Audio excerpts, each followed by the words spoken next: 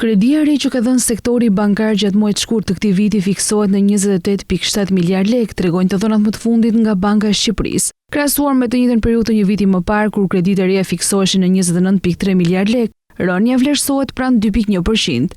Nga ana tjetër, krahasuar me muajin shkurt të viteve të mëparshme, shifrat sinjalizojnë se këtë vit kjo vlerë është e dyta më e lartë. Ajo që vjet e re nga të dhënat është fakti se ndikimin më të madh në rënien e kredisë së re për muajin shkurt e ka dhënë sektori privat. Huaji i re për sektorin privat fiksohet pranë 17.8 miliard lekëve, nga 21.4 miliard që ishte në shkurtin e vitit kaluar. Rënja fiksohet pranë 17%. Vlen të theksojmë se krahasuar me të njëjtin muaj të viteve të mëparshme, shkurti i këtij viti është ndjeshëm më i lartë pa marrë parasysh vlerën e vitit 2024. Sa i përket individëve, ndërkohë kredia e re në shkurt të këtij viti kapi vlerën më të lartë ndonjëherë prej 10.6 miliard lekëve nga 8 miliard lekë që ishte kjo shifër në të njëjtën periudhë të një viti më parë. Rritja për këtë tregues fiksohet në rreth 32.9%.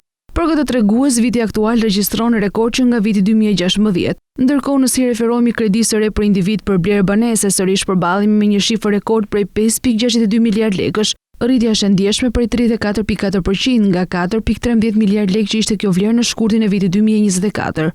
Pra në këto kushte mund të themi se rritja e besimit të konsumatorëve në stabilitetin ekonomik mund të ketë nxitur individët që të marrin kredi për konsum dhe investime në pasuritë paluajtshme. Kohët e fundit po vjet re një rritje e ndjeshme e kredive, sidomos për blerje banese.